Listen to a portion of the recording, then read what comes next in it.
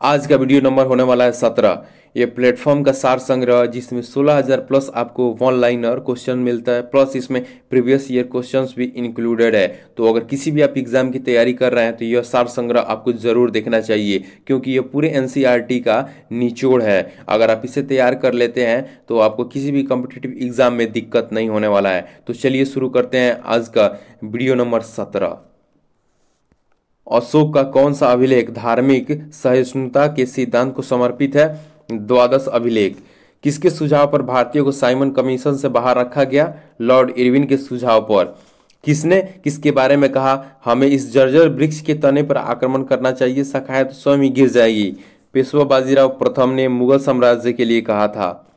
किस शासक ने कालीकट में वास्को डी गामा का स्वागत किया? जर्मनी। ये गलत दिया है, जमोरिन ने किया था, जमोरिन ने किया था। लाहौर की शालीमार बाग का निर्माण किस मुगल बादशाह ने पूरा करवाया? शाहजहां ने पूरा करवाया था। प्राचीन भारतीय इतिहास में पाणिनि और पतंजलि दो सुविख्यात नाम है। किस राजवंश के शासनकाल में उनका अभ्युदय हुआ? शुभ वंश। शुभ वंश नहीं हुआ, यहाँ पे शुंग वंश होगा, शुंग वंश। ये गलत दिया हुआ है। वह प्राचीन विश्वविद्यालय कौन सा है जो बौद्ध धर्म की व्रजयान शाखा का केंद्र था? विक्रमशिला विश्वविद्यालय। शिवाजी के वंशजों के तत्काल बाद मराठा राज्य की सत्ता को संभालने वाले उत्तराधिकारी कौन थे? पेशवा। मुगल स्थापत्य का एक उदाहरण है जिसमें पहली बार संगमरमर का बहुलता से प्रयोग हुआ है, वो कौन है? एदादमुतौला का मकबरा आगरा। ग्रीक राजाओं द्वारा पाटलिपुत्र में 3 राजदूत भेजे गए थे, उनके नाम थे मेगास्थनीज, डेइमेकस और पेट्रोलिकस। बौद्धों का वह धर्म ग्रंथ जिसमें गौतम बुद्ध के पूर्ववर्ती जन्म की कथाएं संकलित है कहलाता है जातक। रामायण के किस कांड में राम और हनुमान की पहली भेंट का वर्णन है? किष्किंधा कांड। गौतम बुद्ध का जन्म तथा मृत्यु डैश में हुई थी? गौतम बुद्ध का जन्म लुम्बिनी में हुआ था और मृत्यु कुशीनगर में हुआ था। गांधार कला किस कला में विकसित हुई थी? कुषाण कला में। ईसा पूर्व 6ठी शताब्दी में विश्व की प्रथम गणतंत्रात्मक व्यवस्था कहाँ थी? वैशाली। उत्तरी भारत में मंदिर स्थापत्य कला का वास्तविक आरंभ डैश के काल में हुआ था? गुप्त काल में हुआ था स्थापत्य कला का विकास।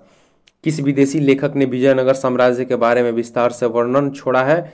फर्नाओ नुनीज ने। किस मुगल सेनापति के साथ शिवाजी ने पुरंदर की संधि पर हस्ताक्षर किए? जय सिंह। चोलों ने किसके शासन को समाप्त करके अपने साम्राज्य की स्थापना की? कांची के पल्लव वंश को। भ्रांति विलास पुस्तक किसने लिखी थी? ईश्वरचंद्र विद्यासागर ने।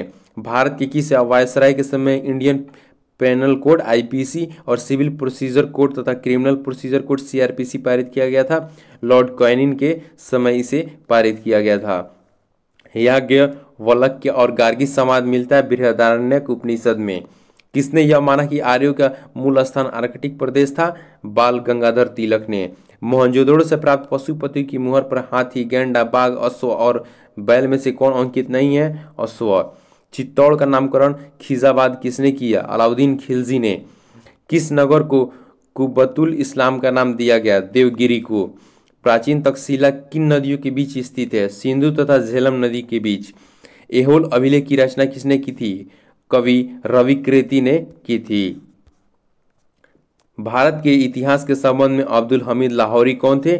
शाहजहां के दरबार में एक राजकीय इतिहासकार। दिल्ली की राजगद्दी पर अफगान शासकों के शासन का सही क्रम है?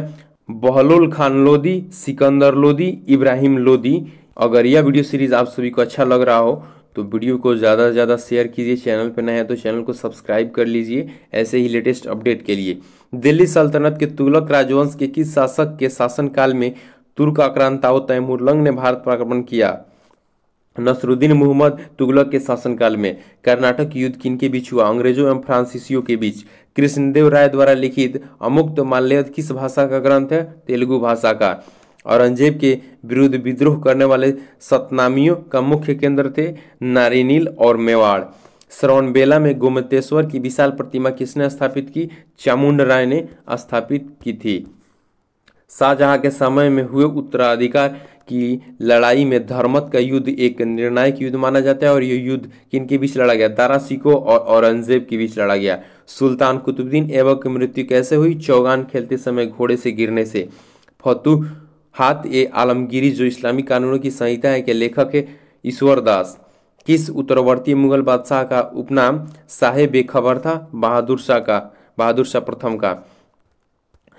किस इतिहासकार की टिप्पणी है कि दीन इलाही अकबर की मूर्खता का प्रतीक था, न कि उसकी बुद्धिमत्ता का? विंसेंट ए स्मिथ की। प्रथम आंग्ल मराठा युद्ध का अंत किस संधि से हुआ था? सालाबाई की संधि से। ऋग्वैदिक समाज में गुप्ता शब्द का प्रयोग किया होता था राजा के लिए। मोहनजोदड़ो से प्राप्त एक नृत्यकृत नर्तकी की नग्न प्रतिमा उसकी मूर्तिकला का सर्वश्रेष्ठ नमूना है। यह किस धातु में से धातु से बनी है? कांस्य। बौद्ध धर्म मूलतः अनिश्वरवादी हैं। बौद्ध धर्म के त्रिरत्न कौन कौन से? बुद्ध, धम्म और संघ बौद्ध धर्म के त्रिरत्न हैं। चंद्रगुप्त मौर्य चाणक्य की सहायता से मगध के राज सिंहासन पर बैठा और मौर्य साम्राज्य की स्थापना की। उसने किस नंद वंश को पराजित कर ऐसी उपलब्धि हासिल की? घनानंद। गुप्त सम्राटों ने सबसे अधिक स्वर्ण मुद्राएं जारी की थी। इन स्वर्ण मुद्राओं को गुप्तकालीन अभिलेखों में क्या कहा गया है? दिनार। बाणभट्ट हर्ष के दरबारी कवि थे। उन्होंने किन किन ग्रंथों का प्रणयन किया था? हर्षचरित और कादम्बरी। चौगान पोलो खेलते समय अपने घोड़े की पीठ पर से गिर जाने के कारण ऐबक की मृत्यु हो गई थी। ऐबक का मकबरा कहाँ है? लाहौर में, यानी कुतुबुद्दीन ऐबक का मकबरा लाहौर में है। राणा प्रताप राणा उदय सिंह का उत्तराधिकारी बना।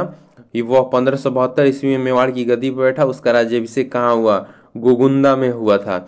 शिवाजी की प्रशासनिक व्यवस्था मुख्य रूप से दक्कनों राज्य के प्रशासनिक रिवाजों से उधार ली हुई थी। उसने 8 मंत्री नामजद किए थे। उन्हें क्या कहा जाता था? अष्टप्रधान। 1857 के विद्रोह का तात्कालिक कारण चर्बी वाले लगे कारतूस का प्रयोग था। चर्बी युक्त कारतूसों के प्रयोग के विरोध में प्रथम विद्रोह बैरकपुर छावनी में किसके द्वारा किया गया? मंगल पांडे के द्वारा किया गया। शिक्षा पर 1854 का चार्ल्स वुड डिस्पैच भारतीय शिक्षा का मैग्ना कार्टा कहा जाता है। इस वक्त भारत का गवर्नर जनरल कौन था? अर्ल ऑफ डलहौजी, यानी लॉर्ड डलहौजी था।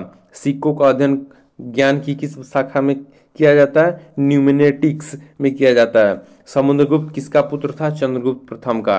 पैगंबर मोहम्मद साहब के कथन व कार्य कहलाते हैं हदीस।